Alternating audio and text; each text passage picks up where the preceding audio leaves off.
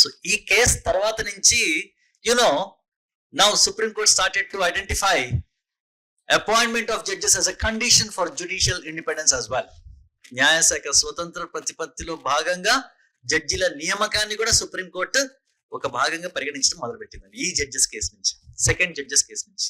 So first judges కేసులో అది చెప్పలా, సెకండ్ జడ్జెస్ కేసులో మాత్రం స్పష్టంగా చెప్పింది, మీరు ఇష్టం వచ్చిన మీ వాళ్ళని తీసుకుని వచ్చి అపాయింట్ చేసేస్తే మా ఇండిపెండెన్స్ పరిస్థితి ఏంటి అని చెప్పి అంటుంది అనమాట. ఓకే, రాసుకోండి. Since this case appointment of judges also became a condition.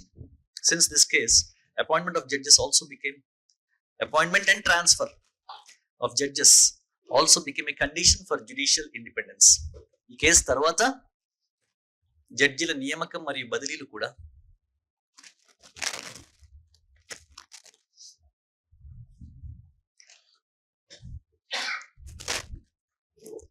న్యాయశాఖ స్వతంత్ర ప్రతిపత్తిలో ఒక భాగంగా అవతరించింది. ఓకే, సో కొలీజియం సిస్టమ్ పుట్టింది ఈ second judges case. The third judges case government of ఇండియాకి డౌట్ వచ్చింది అనమాట. ఏం డౌట్ వచ్చింది?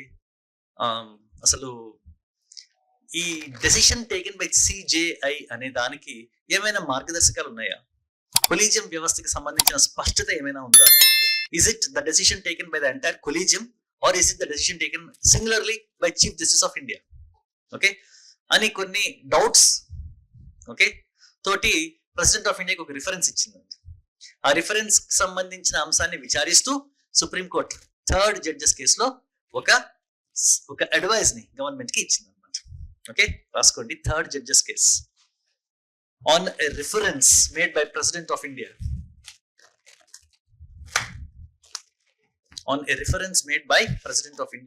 ఓకే, సో దీన్నే కొలీజియం కేసు అని చెప్పి అంటారండి. The third judges case is called as the collegium case. ఇందులో సుప్రీంకోర్టు కొలీజియం కి సంబంధించిన కాంపోజిషన్, విధి విధానాలు అన్ని కూడా వెళ్ళి చెప్పారనమాట. Okay, this is called as the collegium case.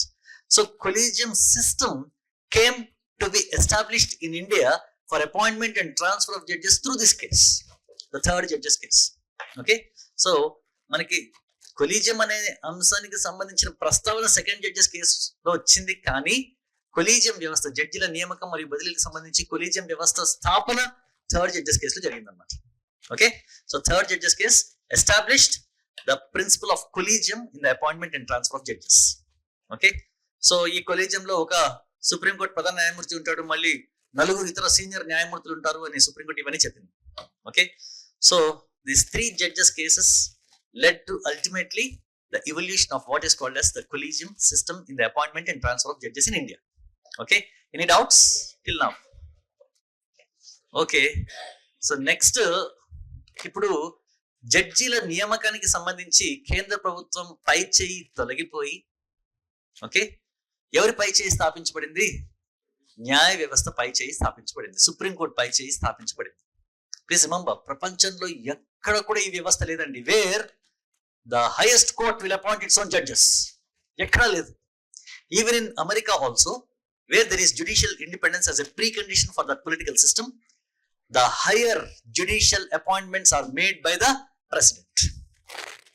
Okay, ప్రపంచంలో ఎక్కడ కూడా న్యాయశాఖ తన జడ్జిలను తానే నియమించుకునే వ్యవస్థ లేదండి. It is only in India. Okay, so collegium system also strengthened our judiciary.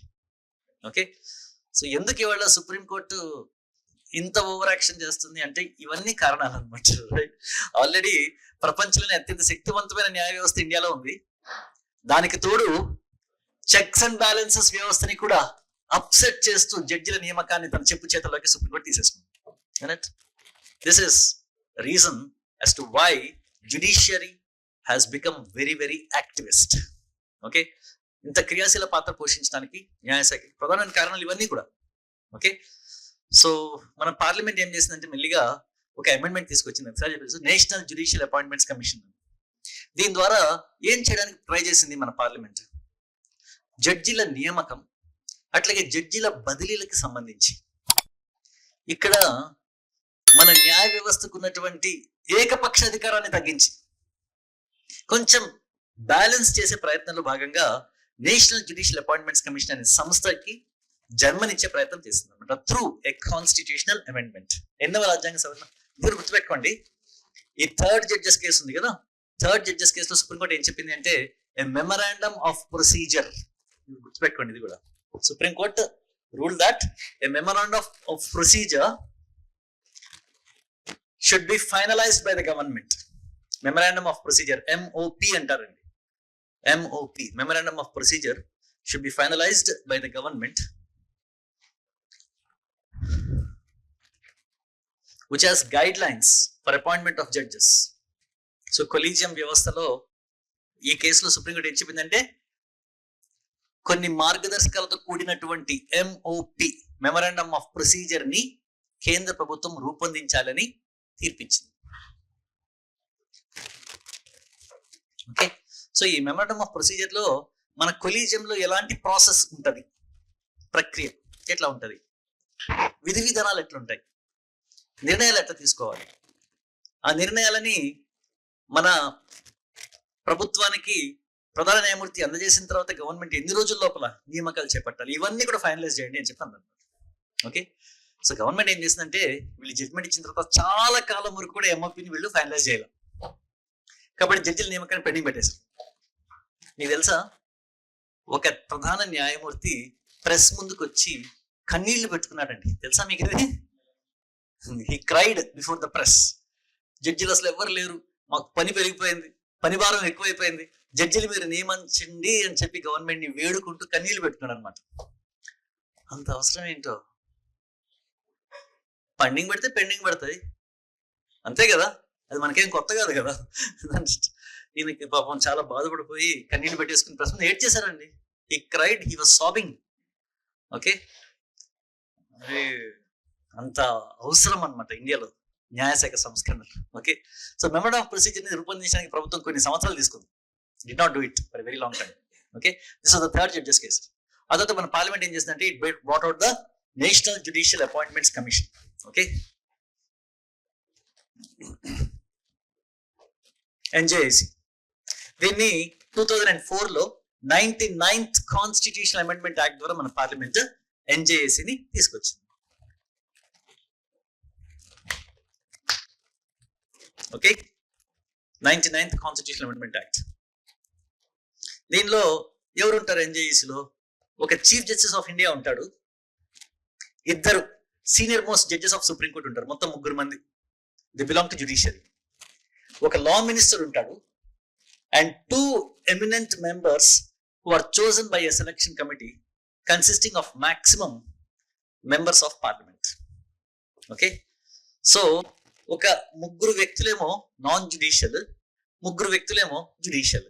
ఒక బ్యాలెన్స్ తెచ్చే ప్రయత్నం చేసిందండి. ఇవన్నీ రాసుకోక్కర్లేదండి, ఎగ్జామినేషన్ పాయింట్ ఆఫ్ వ్యూ గుర్తుపెట్టుకోవాల్సింది ఏంటంటే to restore balance in the appointment and transfer of judges, the National Judicial Appointments Commission was brought out by the government through the 99th Amendment Act of 2014.